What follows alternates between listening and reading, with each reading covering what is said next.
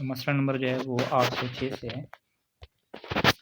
کہ اذا ظہر بطلان المزارعۃ بعد الزرع، مزارع کا جو عقد ہے یہ باطل ظاہر ہو جائے کہ کوئی شرائط موجود نہیں تھی، اور یہ باطل ہونا اس کا کب ظاہر ہو جی؟ بعد الزرع، کہ جب اگلے نے بیج وغیرہ بو دیا اور زراعت کر لی۔ تو کہتے ہیں کہ فإن كان البذر للمالک، اگر یہ بیج کیا ہے مالک کا ہو، فالحاصل لہو، تو جو زراعت سے جو کچھ بھی حاصل ہوگا وہ بھی مالک کا ہو جائے گا۔ وعلیہ یعنی وعلی المالک، اور مالک کے اوپر کیا چیز واجب ہو جائے گی کہ للزارع، کہ وہ زارع کو دے ما صرفہ، وہ اخراجات یہ دے جو زارع نے کیا ہے خرچ کیے ہیں۔ وقضا اجرت و عمل، اسی طریقے سے اس نے کوئی عمل کیا ہے، کوئی کام کیا ہے تو اس کا جو اجرت بنتی ہے، مزدوری بنتی ہے وہ دے۔ وعیان ہی، اسی طریقے سے زارع کی کوئی چیزیں اگر استعمال ہوئی ہیں، التی استعملها فی الارض، کہ جو چیزیں اس نے اس زمین میں استعمال کی ہیں، ان چیزوں کی جو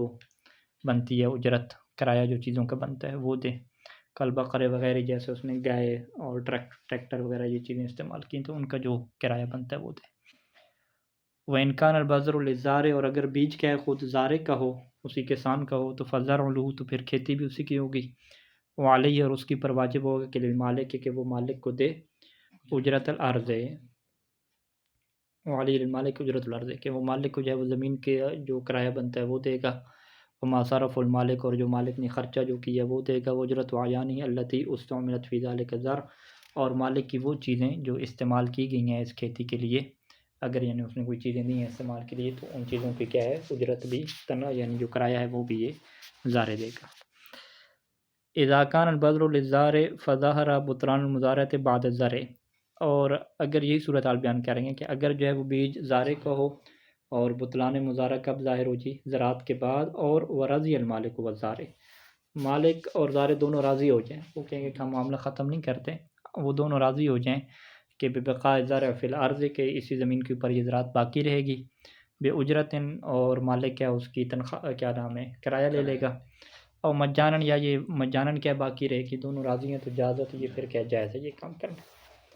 وَإِن لَمْ يَرْضَ الْمَالِكُ بِذَلِكَ، اگر مالک اس بات کے اوپر راضی نہ ہو، فَلَهُ إِجْبَارُ الزَّارِ، تو اس کے پاس یہ شرعی طور پہ اختیار ہے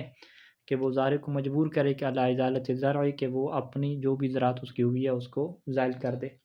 وہ کاٹ کے لے جائے۔ وَإِن لَمْ يُدْرَكْ الْحَاصِلُ، اور ابھی تک کیا ہے حاصل کو درک بھی نہ کیا ہو، ٹھیک ہے جی، یعنی اگر ابھی تک وہ جو زراعت حاصل ہوئی ہے اس نے نہیں کاٹی اور نہیں درک کی تو یہ اسے کہہ سکتا ہے کہ بھئی اس کو آپ جو ہے وہ کاٹ لیں۔ ولیس للزارع، اور زارع کے لیے نہیں ہے کہ اجبار المالک، کہ وہ مالک کو مجبور کرے کہ علی بقاء زرع فی الارض، کی اس کی جو کھیتی ہے وہ زمین کے اندر باقی رہے۔ ولو باجرت، اگرچہ یہ ہے وہ یہ کہے کہ میں اس کا کرایہ دوں گا، پھر بھی اس کے پاس یہ اختیار شرعی طور پہ نہیں ہے۔ کما انہ لیس للمالک، جیسا کہ مالک کے پاس بھی یہ اختیار نہیں ہے کہ اجبار الزارع، کہ وہ زارع کو مجبور کرے کہ علی ابقاء الزرع، کہ وہ زرع کو باقی رکھے فی الارض زمین کے اندر، ولو مجانا، اگرچہ کہ فری میں کیوں نہ ہو، تو مالک بھی کیا اسے مجبور نہیں کر سکتا، اس کے باقی رکھنے کے پر مجبور نہیں کر سکتا، وگرنہ زوال کے اوپر تو مجبور کر سکتا ہے کہ وہ اسے کیا ختم کر دے۔ دونوں ایک دوسرے کو وہ جو ہے اجباری طور پر نہیں رکھ سکتے، یہ بقا کے اوپر مجبور نہیں کر سکتے۔ الباقی من اصول زرع، زراعت کاٹ لی جاتی ہے تو اس کے جو اصول ہیں یعنی جو جڑیں ہیں وہ باقی رہ جاتی ہیں، یعنی وہ جڑیں جو زراعت کی زمین کے اوپر باقی رہ گئیں بعد الحصاد، یعنی وہ حصاد کسے کہتے ہیں کٹائی کے بعد، کٹائی کے بعد جو ہے نا وہ جڑیں جو زراعت کی باقی رہ جاتی ہیں، اور وانقضاء المدت، اور مدت بھی کیا ختم ہو جاتی ہے، تو یہ جو باقی جڑیں تھیں اذا اخضر فی السنۃ الجدیدہ، جب یہ نئے سال میں کیا سرسبز ہو جائیں، وہ ادرے کا اور انہیں درک کر لیا جائے، یعنی ان کا جو فائدہ وغیرہ وہ حاصل کر لیا جائے، تو فحاصل للمالک، تو اس کی جتنی بھی آمدنی ہوگی وہ کس کے لیے ہو جائے گی؟ مالک کی ہو جائے گی، یعنی زمین کے مالک کی ہو جائے گی۔ ان لم یشترط فی المزارعۃ، اگر مزارع میں شرط یہ نہیں رکھی گئی تھی کہ اشتراکہما فی الاصول، کہ وہ دونوں کیا ہیں شریک ہو جائیں گے جڑوں میں، اگر شرکت کی یہ شرط نہیں تھی تو وہ ساری کی ساری وہ زمین کے مالک کے لیے ہو جائیں گی۔ احکام المضاربہ، مضاربہ کی تعریف کیا ہے کہ ان یدفع الانسان مالا الی غیرہ، کہ انسان دوسرے کو پیسہ دیتا ہے، مال دیتا ہے، اور مقصد کیا ہوتا ہے کہ لیتجر فیہ، تاکہ وہ اس مال میں کیا کرے تجارت کرے، اور ساتھ کیا طے ہوتا ہے کہ اعلیٰ یکون الربح بینہما، کہ پرافٹ جو بھی حاصل ہوگا وہ ان دونوں کے درمیان ہوگا، اور وہ بھی کیا ہے اشاعتاً کیا تقسیم کریں گے، یعنی بالنصف و ثلث، کہ آدھا آدھا ہوگا یا ثلث ہو جائے گا ایک کے لیے، اور نحو ذالک کہ اس طرح کے جو بھی فیصد وہ بنا لیں تو منافع میں کیا ہے فیصد کے اعتبار سے شریک ہوں گے۔ وہ یعتبر فیہا امور، مضاربہ کے اندر چند ایک امور شرط ہیں۔ پہلا کیا ہے کہ الایجاب والقبول، کہ ایجاب اور قبول ہونا چاہیے، باقاعدہ یہ عقد ہے۔ وہ یکفی فیہما، اور ایجاب و قبول میں کافی ہوتا ہے کہ کل ما یدل علیہما، کہ جو بھی ایجاب و قبول کے اوپر دلالت کرے، من لفظ او نحو ذالک، چاہے وہ لفظ ہو یا لفظ کی طرح کی کوئی چیز ہو۔ ولا یعتبر فیہما العربیۃ ولا الماضیہ، نہ ہی اس کے اندر عربی کا صیغہ شرط ہوتا ہے اور نہ ہی فعل ماضی کا صیغہ شرط ہوتا ہے۔ دوسری شرط کیا ہے کہ بالغ ہوں، دونوں عاقل ہوں، دونوں مختار ہوں، فی کل من المالک والعامل، مالک اور عامل میں سے، عامل یعنی جو تجارت کرے گا، ایک مالک یعنی جس کا پیسہ ہے۔ وَأَمَّا عَدَمُ الْحَجْرِ مِنْ صَفْوٍ أَوْ فَلْسٍ، یہ جو عدم حجر کی شرط ہے کہ پابندی نہ لگی ہوئی ہو مال میں تصرف کے اوپر، وہ صفحات کی وجہ سے پابندی لگ جاتی ہے یا فلس کی وجہ سے۔ فلس کیسے کہتے ہیں؟ مفلس، جس کے قرضے زیادہ ہو جائیں، جس کے قرضے زیادہ ہو جائیں، دیون اس کے زیادہ ہو جائیں اور وہ ادا نہ کر سکتا ہو تو اس کے اوپر پابندی لگ جاتی ہے۔ تو یہ جو عدم حجر کی شرط ہے کہ پابندی نہ لگی ہوئی تصرف کی، یہ شرط کس کے لیے ہے؟ انما یعتبر فی المالک، یہ مالک کے لیے یہ شرط ہے، کیونکہ مالک نے پیسہ دینا ہے، تو جب مالک پیسہ دے رہا ہے تو مالک کے لیے شرعی طور پہ پابندی نہ ہو۔ دون العامل، لیکن جو عامل ہے، کام کرنے والا ہے، اس کے لیے یہ شرط نہیں ہے۔ تیسری کیا ہے کہ تعین و حصہ کل منہما، کہ ان دونوں میں سے ہر ایک کا حصہ معین کیا جائے، نصف کے ذریعے سے یا ثلث کے ذریعے سے، اس طریقے سے۔ اور الا یکون ہناک تعارف خارجی، مگر یہ کہ وہاں پہ ایک خارج میں رواج ہو کہ ینصرف الیہ الاطلاق، کہ اگر یہ حصہ معین نہیں کریں گے، مطلق چھوڑیں گے، تو مطلق جو ہے وہ منصرف ادھر ہی پھر جائے گا۔ وہ جو رواج چل رہا ہے کہ اتنا پرافٹ دیا جاتا ہے، اسی کی طرف جب چلا جائے گا تو پھر حصہ معین کرنے کی ضرورت ہی نہیں ہے، کیونکہ واضح ہے بھی اتنا ہی حصہ ہوتا ہے۔ ان یکون الربح بینہما، چوتھا کیا ہے کہ پرافٹ دونوں کے درمیان ہوگا، یعنی جو پیسے کا مالک ہے اور جو کام کرنے والا ہے۔ فلو شورت مقدار منہ لاجنبی، اور اگر یہ شرط رکھی جائے کہ پرافٹ کی ایک مقدار ایک اجنبی کے لیے ہوگی، یعنی مالک اور عامل کے علاوہ جو تیسرا بندہ ہے اس کو دیں گے پرافٹ، تو لم تصح المضاربہ، تو یہ مضاربہ صحیح نہیں ہو جائے گا۔ الا اذا اشترط علیہ، مگر یہ کہ وہ جو اجنبی ہے نا اس کے اوپر شرط رکھی جائے، کس کی شرط رکھی جائے؟ عمل، کہ وہ بھی کام کرے، ایسا کام کے متعلق ان پہ تجارت ہے کہ جو ان کے بزنس کے کیا ہے متعلق ہے۔ پانچواں کیا ہے کہ ان یکون العامل قادرا علی التجارت، کہ وہ جو کام کرنے والا ہے وہ تجارت کرنے کی قدرت بھی رکھتا ہو، یعنی خود تجارت بھی کر سکتا ہو۔ فی مکان المقصود، اس صورت میں کہ جب مقصود کیا ہو کہ مباشرۃ للعمل ہے، کہ وہ خود کیا کرے گا؟ عمل کرے گا، یعنی خود اس نے کام کرنا ہے، تو پھر یہ شرط ہے کہ وہ خود کر سکتا ہو۔ فاذا کان عاجزا عنہ، اور اگر وہ خود کام کرنے سے عاجز ہو تو لم تصح، تو یہ پھر کیا ہے؟ صحیح نہیں ہے۔ کیا صحیح نہیں ہے؟ یعنی مضاربہ پھر صحیح نہیں ہوگا، مضاربہ صحیح نہیں ہوگا نا، یہ شرط ہے نا، ٹھیک ہے۔ فاذا کان عاجزا عنہ لم تصح المضاربہ، تو مضاربہ صحیح نہیں ہوگا۔ یہ کب ہے شرط؟ یعنی شرط یہ رکھی گئی کہ وہ خود کیا کام کرے، تو اس صورت میں یہ شرط ہوتی ہے کہ وہ قادر علی التجارہ ہو۔ هذا اذا اخذت المباشرۃ قیدا، یہ جو ہم کہہ رہے ہیں کہ مضاربہ صحیح نہیں ہوگا، یہ اس صورت میں ہے کہ جب مباشرت کو مضاربہ کی قید کیا بنا لیا جائے، ٹھیک ہے۔ لیکن اگر اس کو شرط کے طور پہ رکھا جائے، یعنی وہ کہیں گے کہ ہمارا مضاربہ جو ہے وہ اس کے اوپر موقوف نہیں ہے کہ آپ خود جو ہے وہ کاروبار کریں، لیکن شرط کیا ہے کہ آپ خود کریں گے۔ تو شرط اور قید میں کیا فرق ہوتا ہے کہ قید جو ہے وہ عقد کا حصہ ہوتی ہے، شرط جو ہے وہ قید کا حصہ نہیں ہوتی، ٹھیک ہے۔ شرط کس کا حصہ نہیں ہوتی؟ عقد کا۔ ہاں، قید کیا ہے؟ عقد کا حصہ ہو جاتی ہے، اور شرط جو ہے وہ عقد کا حصہ نہیں ہوگی، بلکہ عقد جو ہے وہ اس کے ساتھ مشروط ہو جاتا ہے، یعنی عقد کے اندر داخل نہیں ہوتی۔ اس کو یوں تعبیر کرتے ہیں کہ القید ہوا جزء من العقد، اور شرط کیسے کہتے ہیں؟ ہوا خارج من العقد، یوں ہو جائے۔ تو اگر تو یہ جو مباشرت کی قید تھی کہ وہ خود کام کرے گا، یہ انہوں نے عقد کا حصہ قرار دیا تھا، تو پھر تو ظاہری بات ہے یہ جیسی وہ عاجز ہوگا تو عقد ہی باطل ہو جائے گا۔ لیکن اگر انہوں نے اسے شرط قرار دیا تھا، یعنی عقد اس کے بغیر تھا، لیکن یہ عقد کے لیے کیا ایک شرط تھی کہ وہ خود کام کرے گا، تو پھر وہ مضاربہ باطل نہیں ہوگا، ٹھیک ہے۔ وَأَمَّا إِذَا كَانَتْ شَرْطًا، لیکن اگر یہ جو مباشرت ہے یہ بطور شرط کے لیے کیا ہو، یعنی داخل عقد میں نہ ہو، تو لم تبطل المضاربہ، تو پھر مضاربہ کیا باطل نہیں ہوتا۔ ولیکن یثبت للمالک الخیار عند تخلف شرط، لیکن مالک کے لیے ثابت ہو جاتا ہے کہ خیار، کہ وہ معاملے کو فسخ کر سکتے ہیں عند تخلف شرط، اگر وہ شرط کو پورا نہیں کرتا۔ وَأَمَّا إِذَا لَمْ يَكُنْ لَا هَٰذَا وَلَا ذَاكَ، لیکن اگر یہ جو مباشرت کی قید ہے لا هَٰذَا وَلَا ذَاكَ، یعنی نہ ہی جو ہے یہ بطور قید کے ہو، ولا ذاکا، اور نہ ہی بطور شرط کے ہو، لا هَٰذَا وَلَا ذَاكَ، یعنی نہ ہی یہ مباشرت کی جو قید ہے وہ شرط قید کے طور پہ، اور نہ ہی کیا شرط کے طور پہ، یعنی مباشرت کی قید رکھی نہیں ہے انہوں نے کہ بھی خود آپ نے کاروبار کرنا ہے، کوئی بھی کاروبار کرے، یعنی وہ خود کاروبار کرے یا کسی بندے سے کروائے، یہ مشکل نہیں ہے۔ اور وکان العامل عاجزا من التجارت، اور صورتحال کیا نکلے کہ جو عامل ہے وہ تجارت سے عاجز آ گیا، تجارت کر ہی نہیں سکتا، حتی مع الاستعانۃ بالغیر، حتیٰ کہ وہ دوسرے سے مدد بھی لے لیں پھر بھی نہیں کر سکتا، یعنی وہ کسی کام کا نہیں نکلا، نہ خود تجارت کر سکتا ہے نہ کسی سے مدد کر کے لے سکتے ہیں، تو پھر کہتے ہیں کہ باطلۃ المضاربہ، تو پھر تو مضاربہ باطل ہو جائے گا، جب کام ہوگا ہی نہیں تو پھر کیا ہوگا، ٹھیک ہے۔ ولا فرق فی البطلان، یہاں پہ بطلان مضاربہ میں فرق نہیں ہے کہ بین تحقق العجز من الاول، کہ چاہے جو ہے نا یہ شروع سے عاجز ہو جائے، یا کیا وہ طروع العجز، یہ جو عجز ہے یہ بعد میں طاری ہو، بعد حین یعنی بعد وقت، ایک عرصے کے بعد کیا طاری ہو، فتنفسخ المضاربۃ من حین طروع العجز، تو بس جب بھی عاجز ہونا طاری ہو جائے گا تو اسی ٹائم سے من حین یعنی اسی ٹائم سے کیا مضاربہ فسخ ہو جائے گا۔ الاقوى صحة المضاربة بغیر الذهب والفضة المسکوکین من الاوراق النقدیة ونحوها، مضاربہ میں جو ہے وہ مال دیے جاتے ہیں، تو وہ مال کے اندر کیا شرط ہے کہ کیا پیسہ دیا جائے، تو اس میں پرانے زمانے میں سونا چاندی دیتے تھے، اگلے اس سے کیا تجارت کرتے تھے، تو آج کل کے زمانے میں سونا چاندی کی جگہ پیسے آگے، کرنسی نوٹ آگے، تو سید خواجہ رحمہ کیا فرماتے ہیں کہ مضاربہ صحیح ہے، سونا چاندی جو مسکوک ہوتے تھے نا، سکے کی صورت میں چلتے تھے، ان کے علاوہ بھی کیا ہے مضاربہ صحیح ہے، من الاوراق، ان اوراق کے نقدیہ سے، یعنی کرنسی نوٹوں سے، وہ نحویہ یا کرنسی نوٹ کی طرح جو بھی کیا ہے پیسہ چل رہا ہے آپ کا، اس سے کیا مضاربہ صحیح ہو جائے گا۔ وفی صحتہا، کیا مضاربہ صحیح ہو سکتا ہے منفعت کے ساتھ، تو اس میں کیا اشکال ہے، یعنی اس نے پیسہ نہیں دیا، اس نے کیا ہے گھر دے دیا، یہ گھر آپ لے لو، تو گھر کی رہائش جو ہے نا وہ انہوں نے کہا میں کرایہ نہیں لوں گا، کرایہ نہیں لوں گا، بس آپ اس کے ذریعے سے جو ہے نا آپ رہائش رکھیں اور میرا کیا ہے اس میں حصہ رکھیں، یعنی اگلا بندہ کاروبار کر رہا ہے اور کاروبار کی جگہ پیسہ نہیں دیا، اس نے اپنا گھر دے دیا، دکان دے دی، ٹھیک ہے، ہاں دکان دے دی، فرض کریں ہاں دکان دے دی، ہاں دکان دے کے تم دکان میں بیٹھ کے کام کرو، میں کرایہ نہیں لوں گا دکان کا، ٹھیک ہے، یہ کرایہ جو ہے وہ اسی میں حساب کر لیتے ہیں، دکان پہ بیٹھ کے کام کرو اور جو پروفٹ ہوگا وہ ہم آدھا کریں گے، تو یوں اب اس میں پوچھا جائے گا کہ بھی آپ نے مضاربہ میں سرمایہ کون سا دیا ہے، اس میں کیا میں نے منفعت دی ہے نا، دکان کی جو رہائش دی ہے وہ اس کو دی ہے،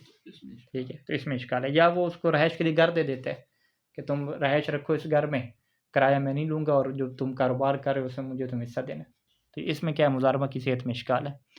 وہ اما الدین فلا تصح فیہ، وہ جو دین ہوتا ہے اس میں مضاربہ صحیح نہیں ہوتا، یعنی اس نے اس کا قرضہ واپس کرنا تھا، اس نے کہا جی میں قرضہ واپس نہیں لیتا، تو بس تم کاروبار میں کیا میرا حصہ رکھو، تو اس میں تو کہتے ہیں مضاربہ صحیح نہیں ہوتا۔ لا خسران علی العامل من دون تفریط، اگر نقصان ہو گیا کاروبار میں، ٹھیک ہے، یعنی وہ پیسہ ضائع ہو گیا، تو عامل کے اوپر کیا ہے کوئی کچھ بھی نہیں ہوگا، یعنی عامل کے اوپر یہ نقصان نہیں آئے گا جو بندہ کام کر رہے ہیں، من دون تفریط، بغیر کسی تفریط کے، کیونکہ عامل کی حیثیت کیا ہو جائے گی، امین کی ہو جائے گی، کہ اس کے پاس اس کا سرمایہ کیا ہے بطور امانت کیا ہے، اگر وہ ضائع ہوتا ہے تو وہ خود مالک کا کیا ضائع ہوگا، اس کا ضائع نہیں ہوگا۔ وَإِذَا اشْتَرَطَ الْمَالِكُ عَلَى الْعَامِلِ فِي ضِمْنِ الْعَقْدِ، اور اگر مالک نے کیا ہے عامل کے اوپر شرط رکھی ہو عقد کے دوران کہ ان تکون الخسارۃ علیہما کالربح، کہ جیسے رب جو ہے وہ دونوں کا ہے، خسارہ بھی دونوں کے اوپر آئے گا، اگر اس طرح کی شرط رکھی گئی ہو تو فالظاہر بطلان و شرط، یہ شرط کیا ہے باطل ہے، ٹھیک ہے، مالک کی نقصان ہوگا، عامل کا نہیں ہوگا۔ نام لو اشترط علی العامل، لیکن اگر عامل کے اوپر یوں شرط رکھیں، یعنی یہ کہے کہ ٹھیک ہے نقصان میرے ہی ہوگا، مالک ہی ہوگا، لیکن شرط عامل کے اوپر کیا رکھے کہ ان یتدارک الخسارۃ من کیسہ، کہ وہ اپنی جیب سے، کیس یعنی اپنی جیب سے وہ خسارہ کیا ہے اس کا پورا کر کے دے گا، ٹھیک ہے، اذا واقعات، یعنی اگر خسارہ ہو جاتا ہے تو صحا، تو یہ شرط صحیح ہو جائے گی اور اس میں کیا حرج نہیں ہے، نتیجہ وہی نکلے گا، بس اس میں یہ نہیں کہہ رہے کہ خسارہ اس کا ہے، یہ کہہ رہے ہیں ٹھیک ہے ہم فقہ کے مطابق ہی چل رہے ہیں، خسارہ میرے ہی ہوگا لیکن اس کو تم کیا پورا کرو گے، ٹھیک ہے، بات وہی ہوگی، نتیجہ وہی نکلا، وہ کہتے ہیں کہ گرل فرینڈ بوائے فرینڈ بات وہی ہوتی ہے، ٹھیک ہے، نتیجہ تو وہی نکل رہا ہے، ہم کہتے ہیں نہیں وہ بس نکاح کر لیں آپ، ٹھیک ہے، تو وہ کہتے ہیں بات تو وہی ہوگی، تو شریعت کے طریقے ہوتے ہیں اس طریقے کے مطابق چلنا ہوتا ہے، کام تو وہی ہوتا ہے، مقصد وہی ہوتا ہے۔ عقد المضاربۃ جائز من الطرفین، مضاربہ کا عقد جو ہے وہ دونوں طرف سے جائز ہوتا ہے، یعنی یہ لازم نہیں ہوتا، فیجوز لکل منہما فسخہ، بس ان میں سے ہر ایک کے لیے اسے فسخ کرنا جائز ہوتا ہے، سواء اکان قبل شروع العمل ام بعدہ، چاہے ابھی کام شروع نہیں کیا تھا یا کام شروع ہو بھی گیا پھر بھی کیا ہے طرفین میں سے ہر ایک فاسق کر سکتے ہیں۔ وہ سواء قبل تحقق الربح او بعد، چاہے ابھی پروفٹ حاصل نہیں ہوا ہو یا پروفٹ حاصل ہو گیا ہو۔ کما انہ لا فرق فی ذالک، جیسا کہ اس میں کوئی فرق نہیں ہے کہ بین کونی مطلقا اور مقیدا الی اجل خاص، کہ چاہے یہ جو مضاربہ ہے یہ مطلق تھا، کوئی مدت معین نہیں تھی، یا کیا تھا یہ مقید تھا الی اجل خاص، سال کے لیے پیسہ دیا تھا، 2 سال کے لیے دیا تھا، اس میں فرق نہیں ہے۔ یعنی چاہے انہوں نے 6 مہینے کے لیے پیسہ دیا تھا پھر بھی اگلا نہیں کہہ سکتا کہ آپ فسخ نہ کریں، یہ پہلے بھی کیا پیسہ واپس لے سکتا ہے۔ یجوز للعامل مع اطلاق عقد المضاربۃ، عامل کے لیے جائز ہے کہ اگر مضاربہ کا عقد مطلق ہو، کوئی شرط وغیرہ نہ لگائی کہ کیسے کاروبار کرنا ہے، تو اس کے لیے جائز ہے کہ التصرف حسب ما یراہ مصلحۃ، کہ وہ اس پیسے میں تصرف کرے ما یراہ مصلحۃ، کہ جو وہ مصلحت سمجھے،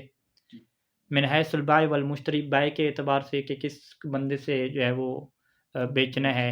کس کو جو ہے وہ خریدنا، کس سے خریدنا ہے، وہ نوع الجنس، اور جنس کیا لے کر آنی ہے، جو وہ اپنے حساب سے سمجھے بہتر وہی کیا کام کرے گا، کیونکہ انہوں نے کوئی شرط نہیں لگائی۔ نام لا یجوز له ان یسافر به من دون اذن المالک، لیکن اس کے لیے جائز نہیں ہے کہ وہ اس پیسے کو لے کر کے وہ سفر کر دے، کسی اور علاقے میں چلا جائے مالک کی اجازت کے بغیر۔ الا اذا كان هناك تعارف، مگر یہ کہ یہاں پہ ایک ایسا رواج ہو کہ ینصرف الاطلاق الیہ، کہ اس کی طرف کیا ہے عقد کے مضاربہ کا جو اطلاق ہے چلا جاتا ہو، یعنی عام طور پہ اطلاق یہی ہے کہ اس شہر میں تو لوگ جاتے ہیں کاروبار کرنے کے لیے، تو لہٰذا اس شہر میں وہ جا سکے گا کیونکہ وہ رواج ہے ایسا۔ وعلیہ، پس اس بنیاد پہ فلو خالف، اگر وہ مخالفت کرے، وہ سافر اور سفر کرے، وہ تلف المال اور مال تلف ہو جائے، تو ضامنہ، تو یہ پھر کیا ہوگا، ضامن ہوگا۔ یعنی اس نے سفر کیوں کیا تھا جبکہ سفر کرنا رواج تھا اور نہ ہی کیا اس نے اجازت دی تھی۔ تبطل المضاربہ تو بموت کل من المالک والعامل، مضاربہ باطل ہو جاتا ہے جب بھی مالک اور عامل میں سے کوئی ایک مر جاتا ہے۔ اما علی الاول، اگر مالک مرتا ہے تو پھر کیوں باطل ہوتا ہے؟ وہ اس وجہ سے باطل ہوتا ہے کہ فرض انتقال المال الی وارثی، کیونکہ فرض یہ ہے کہ مال جو ہے وہ شفٹ ہو جائے گا کس کی طرف جی، وارث کی طرف، بعد موت، اس کے مرنے کے بعد۔ تو اب کیا ہو جائے گا، مال کا مالک اور ہو گیا نا۔ فابقاء المال بید العامل، پس عامل کے ہاتھ میں اس مال کا باقی رہنا یحتاج الی مضاربۃ جدیدہ، اسے دوبارہ کے وارثوں سے مضاربہ کروانا پڑے گا۔ واما الثانی، لیکن اگر عامل مر جاتا ہے تو پھر کیوں باطل ہوتا ہے جی؟ وہ اس وجہ سے کہ فرض اختصاص الاذن بہی، کیونکہ اس نے جو مال میں تصرف کی اجازت ہے وہ اسی کو دی ہوئی تھی، اس کے بیٹے کو تو نہیں دی ہوئی تھی، ٹھیک ہے۔ اب وہ خود مر گیا تو بیٹے کو دوبارہ کیا اجازت لینی پڑے گی، یعنی دوبارہ سے کیا مضاربہ ہوگا۔ احکام المساقات، مساقات کیسے کہتے ہیں؟ المساقات ہی اتفاق شخص مع آخر، کہ ایک بندہ دوسرے کے ساتھ اتفاق کرتا ہے کہ علی سقی اشجار، کہ وہ اس کے درختوں کو پانی دے گا۔ کون سے درخت کی؟ یرجع ثمرھا الیہ، کہ جس کے پھل جو ہے وہ اس کے ہیں، اسی بندے کے طرف ہیں۔ اس کے کیوں پھل ہوتے ہیں؟ بالملک یا غیری، یا تو وہ درخت اس کی ملک میں ہے، جب درختوں کا مالک ہے تو پھل بھی اسی کے ہوتے ہیں، یا غیری، یا درختوں کا مالک نہیں ہے، بس اس کو کسی نے دیے ہوئے ہیں استعمال کے لیے کہ پھل جی آپ رکھو۔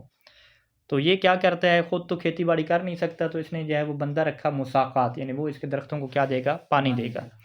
وہ اصلاح شؤونہا، اور کیا کرے گا جی، شؤون یعنی جتنے بھی درختوں کے معاملات ہیں اس کی اصلاح کرے گا، درستی کرے گا۔ الی مدت معینۃ، اس میں مدت بھی معین کرتے ہیں کہ 1 سال کے لیے تم دیکھ بھال کرو درختوں کی، اور بدلے میں کیا ہوگا، بحصۃ من ثمرھا، کہ جو بھی اس کا پھل ہوگا اس میں اس کا ایک حصہ رکھا جائے گا، کہ آدھے پھل یا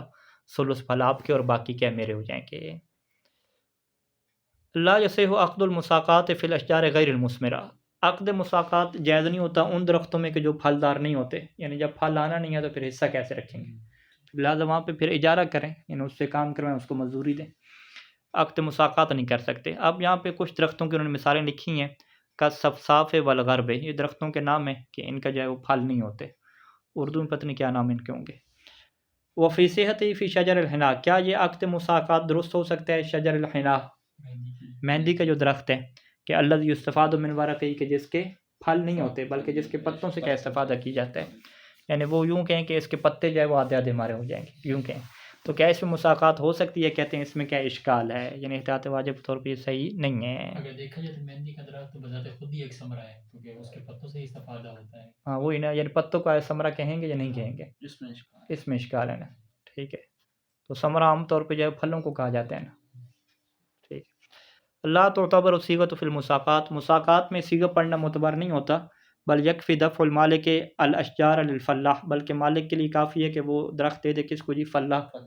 فلاح کسے کہتے ہیں، وہ جو کسان ہوتا ہے کھیتی باڑی کرنے والا، کسان کو درخت دے دے وشروع فی العمل بہذا القصد، اور وہ عمل میں شروع ہو جائے اسی مقصد کے لیے، ٹھیک ہے جی۔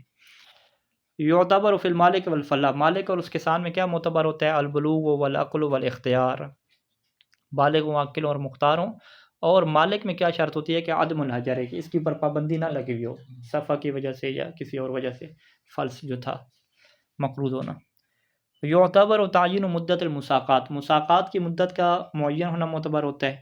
وَلَوْ عُيِّنَ أَوَّلُهَا، اگر اس کی اول مدت کو معین کر دیں کہ کل سے جو ہے نا آپ کام پہ لگ جاؤ۔ وہ جعل آخر، اور آخر مدت وہ کیسے قرار دیں کہ ادراک کو ثمرت ہے، کہ جب پھل جو ہے وہ توڑیں گے تو وہ آخری ٹائم ہوگا ختم ہونے کا، تو صحت تو یہ کیا ہو جائے گا؟ صحیح ہو جائے گا۔ یعتبر و تعین و حصۃ کل منہا بالاشاعت، ان میں سے ہر ایک کا حصہ معین ہونا چاہیے اشاعت کے ذریعے سے، یعنی شرکت فیصد والی جو شرکت ہے اس کے ذریعے سے، جیسے نصف و ثلث و یوں کر کے معین کریں۔ وَإِنِ اتَّفَقَا، اگر دونوں اتفاق کریں کہ عَلَىٰ أَن تَكُونَ مِنَ الثَّمَرَةِ عَشْرَةُ أَمْنَانٍ، کہ جو پھل میں سے جو 10 من ہیں مثال کے طور پہ وہ مالک کے ہو جائیں گے اور باقی کیا ہیں فلاح کے ہو جائیں گے، تو یہ مساقات کیا باطل ہے،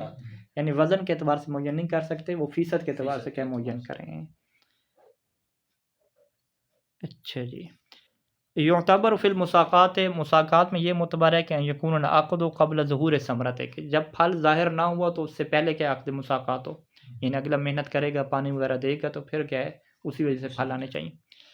ولا تصح، اور عقد مساقات جائز نہیں ہوتی کہ اذا کان العقد بعد، جب پھل آ گئے ہیں تو پھر وہ مساقات وغیرہ اس میں کیا کام، ٹھیک ہے، لہذا مساقات جائز نہیں ہوگی پھل آنے کے بعد۔ یعنی اذا کان العقد بعدہ، کہ جب عقد کیا ہو بعد ظہور ثمرہ ہو، اور ولم یبقى عمل، اور ایسا کام بھی باقی نہ ہو کہ تتوقف علیہ تربیت الاشجار، کے جس کے اوپر ان درختوں کی جو ہے نشو و نما موقوف ہو، کا سقی، جیسا کہ پانی دینے والا، کوئی اس طرح کا کام باقی نہیں رہا، پھل ہو گئے ہیں بس ختم۔ وَنِحْتُوجَ کیا کریں، وَنِحْتِیجَ، احتاجہ کا یعنی فعل مجہول، احتیجہ، تو یہ جیسے کیا احتیجہ، اور اگر یہ محتاج ہو الی عمل آخر، ہاں احتیجہ نہیں آئے گا، احتاجہ احتیجہ، ہاں احتیجہ، جی ہاں احتیجہ، تو یہ جگہ کیا ہے احتیجہ پڑھیں گے نا، اچھا ہاں وہ احتیجہ، آپ نے ہاں احتیجہ، احتیجہ، ہاں احتیجہ ہی پڑھتے ہیں وہ اس کی تخفیف کی وجہ سے نا، ٹھیک ہے، احتیجہ پڑھ دیں گے خفت کی وجہ سے۔ اور اگر محتاج ہوں کسی دوسرے عمل کی طرف، کیا اقتطاف ثمرۃ، جیسے پھلوں کو کیا چننا اتارنا، وہ تحفظ علیہ، اور پھلوں کی کیا حفاظت کرنا، یہ کام تو باقی رہتے ہیں، ٹھیک ہے، یعنی اگرچہ جو ہے وہ عمل آخر کی محتاج ہو، یعنی اسے کیا کہتے ہیں کہ ولم یبقى عمل تتوقف علیہ تربیت الاشجار، کہ ایسا عمل موقوف نہیں ہے کہ جس سے پھلوں درختوں کا نشو و نما کیا موقوف ہو، درختوں کے نشو و نما کے لیے کوئی کام باقی نہیں بچا، اگرچہ اور کام بچے ہوئے ہیں کہ وہ پھل اتارنے ہیں، پھلوں کی حفاظت کرنی ہے، وہ کام باقی ہیں،